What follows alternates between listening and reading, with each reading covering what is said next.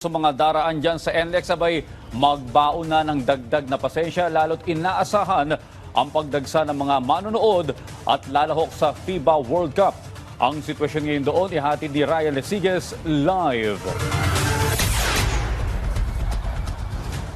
Audrey, Angelic, tirik na tirik yung araw pero hindi dyan nagpapatinag yung mga traffic personnel na ipinakalat ng pamunuan ng NLEX para umalalay sa mga motorista. Simula sa oras nito, Audrey, hanggang mamaya ay kakapal na umano ang volume ng mga sasakyan. Base nga sa pagtaya ng NLEX Corporation, Audrey, Angelic, nasa 30% yung additional na mga sasakyan na dadaan dito ngayon sa expressway. Pinagsama na dyan yung mga manunod ng FIBA at yung mga nagbakasyon dahil sa long weekend.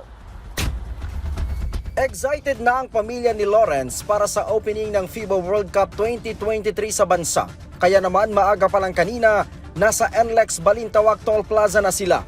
Ito'y kahit pa alas 12 pa ng tanghali bubuksan ang Philippine Arena para sa mga manunood.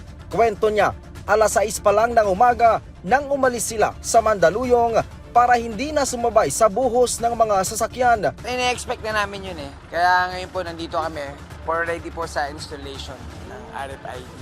Kasama ni Lawrence na manunood ang kanyang buong pamilya. Apo, Pilipinas. Apo, susuportahan po natin yung Philippine team. Ang kanyang anak naman na si Juan Miguel, hindi lang basta manunood dahil may partisipasyon siya sa opening ng FIBA. How does it feel na, pwede mo makausap Apo. Kuya? How does it feel na kasama ka doon sa magpo-march para sa Philippine team? It feels great po, kuya. Fan na fan ka ba ng basketball? Medyo po. Marunong ka na rin maglaro? Opo. Pero kung ang pamilya ni Lawrence manunood, ang grupo naman nila MJ to the beach ang takbo.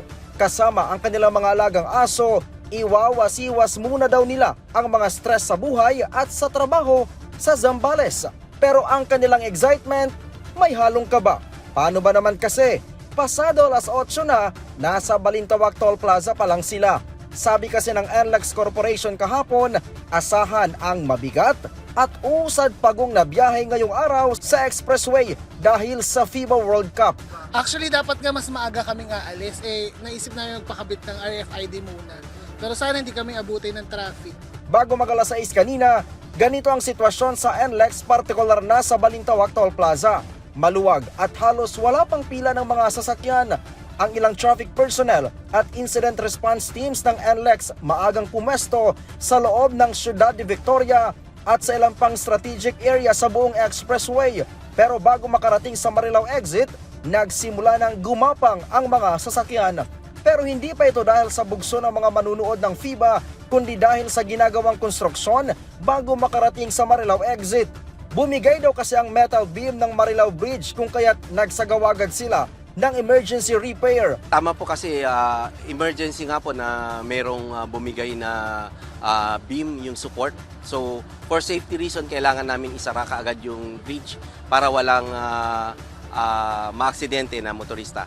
At yun, agad-agad na nag-mobilize yung aming maintenance team kagabi at inumpisa nila yung repair 8 PM kagabi at natapos po kanina before 10 AM. Ngayong hapon, inaasahan ng NLEX Corporation na unti-unti nang bubuhos ang mga sasakyan na maaring magdulot ng usad pagong na biyahe. Kung yung daily volume average natin, tumataas lang ng mga 3 to 5% pagka ganitong long weekend.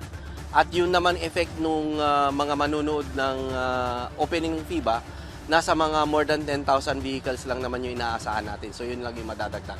Samantala, good news para sa mga manunood ng opening ng FIBA Basketball World Cup ngayong araw dahil magpapatupad ng free toll para sa Class 1 vehicles ang NLEX Corporation para sa mga papasok ng Ciudad de Victoria northbound exit. Ito ay mula alas 12 ng tanghali hanggang alas 3 ng hapon.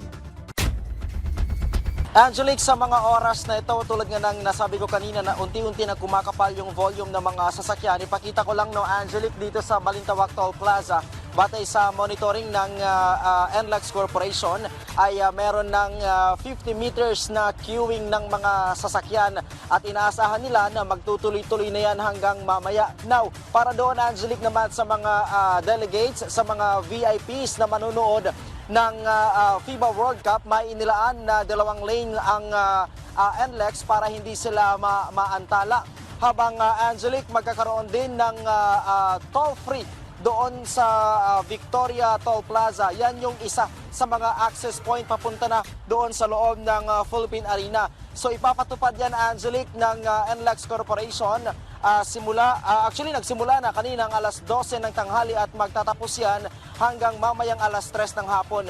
Ang magiging proseso, pagpasok ng sasakyan, Angelique, yung mga Class 1 vehicle, mababawasan muna yung kanilang load, pero after validation ay ibabalik din yan ng NLEX, habang sa mga oras na ito, Angelique, ay tuloy-tuloy din yung pag-iikot ng P2P shuttle service.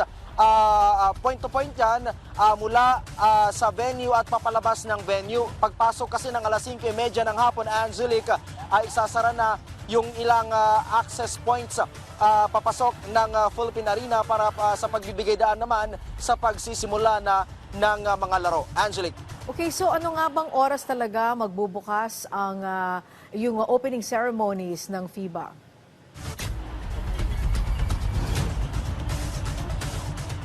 Well, Angelique, ang sinasabi lang ng pamunuan ng NLEX batay doon sa ating nakuhang impormasyon, magbubukas ang gate ng Philippine Arena ay kaninang alas 12 para yan sa pagpasok ng mga nais manood at bumili ng ticket, manonood ng laro opening ng FIBA, pero hindi na nasabi sa atin kung anong oras talaga na mag-start doon sa loob ng Philippine Arena, yung mismong opening na alam natin ngayon ay talagang maglalaro yung Gilas Pilipinas.